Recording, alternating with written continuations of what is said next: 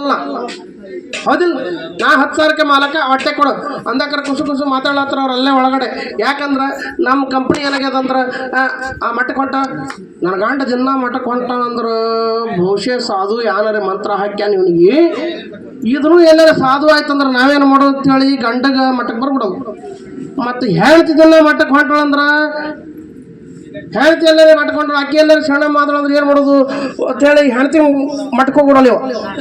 ಅವ್ನು ಸಣ್ಣ ಮಕ್ಕಳು ಎಲ್ಲರೂ ಗುಡಿ ಬಂಡಾರಗಳಿಗೆ ಮಠ ಮಂದಿರಗಳಿಗೆ ಹೋಗಿ ಗುರುಗಳು ನಮಸ್ಕಾರ ಮಾಡೋರು. ಗುರುಗಳು ಅಪ್ಪಿ ತಪ್ಪಿ ಕೊಳ್ಳಾಗಂದೆಲ್ಲ ರುದ್ರಾಕ್ಷ ಅದು ಹಾಕಿದ್ರಪ್ಪ ಅಂತಂದ್ರು. ರುದ್ರಾಕ್ಷ ಅದು ನಮ್ಮಂತವ್ರಿಗೆ ಹೆಂಗೆ ದಪ್ತದ ಅಪ್ಪ.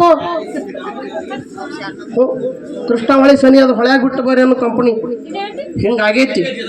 ಇದು ಬದಲಾವಣೆ ಆಗ್ಬೇಕು.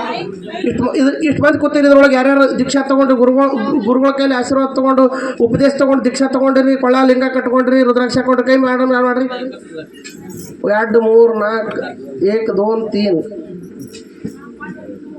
ಬರಗಾಲ ಬಿದ್ದದ್ರಿ ಇಲ್ಲ. ಎಂತ ಕೃಷ್ಣ ಗಂಗೆಚೆ ಯಮುನೆಚೆ ನರ್ಮದಾ ಗೋದಾವರಿ ಅಂದಿಲ್ರಿ. ಕೊನೆಗೆ ಬಂದು ಕೃಷ್ಣ ಪವಿತ್ರವಾಗಿರ್ತಕ್ಕಂಥ ಕೃಷ್ಣ ನದಿ ಹರಿದ ಮತ್ತು ಬರಗಾಲ ಯಾಕೆ ಬೀಳ್ತದ್ರಿ? ನಿಮ್ಮಂಥ ಭಾಗ್ಯವಂತರು ಯಾರಿಲ್ಲ. ನಾವು ಬರೀ ಹೇಳೋದು ನಮ್ಮ ಊರಾಗ ಶಾಂತಿ ಊರಾಗ ಬಾಳಕೃಷ್ಣ ಮಾರಾದ್ರು ಆಗಿ ಆದ್ರು. ಅವ್ರು ಅದನ್ನು ಮಾಡಿದ್ರು ಇವರು ಇದನ್ನು ಮಾಡಿದ್ರು. ಮತ್ತು ಅವ್ರು ಅದನ್ನು ಮಾಡಿದ್ರು ಇವರು ಮಾಡಿದ್ರು. ನೀ ಏನು ಮಾಡಿದೆಪ್ಪ ಅಂತ ಕೇಳಿದ್ರೆ ಲೆಕ್ಕ ಏನು ಕೊಡೋರು? ಲೆಕ್ಕ ಏನು ಕೊಡೋರಲ್ಲ ನಾಳೆ.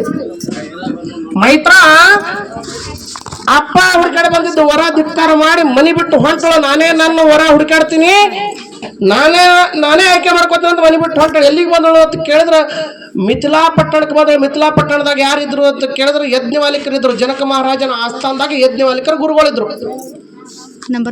ಯಜ್ಞವಾಲಿಕರು ಪ್ರತಿನಿತ್ಯ ಶಾಸ್ತ್ರವೇತ್ತರು ಆತ್ಮಜ್ಞಾನ ಉಪದೇಶ ಮಾಡ್ತಿದ್ರು. ಬ್ರಹ್ಮಜ್ಞಾನ ಉಪದೇಶ ಮಾಡುವಂತ ಬ್ರಹ್ಮಜ್ಞಾನಿಗಳವರು ಸಾವಿರಾರು ಮಂದಿ ಸಾಧು ಸತ್ಪುರುಷರು ಕೇಳ್ತಿದ್ರು. ಮೈತ್ರ ಬಂದವ್ರ ಕಾಲಿಗೆ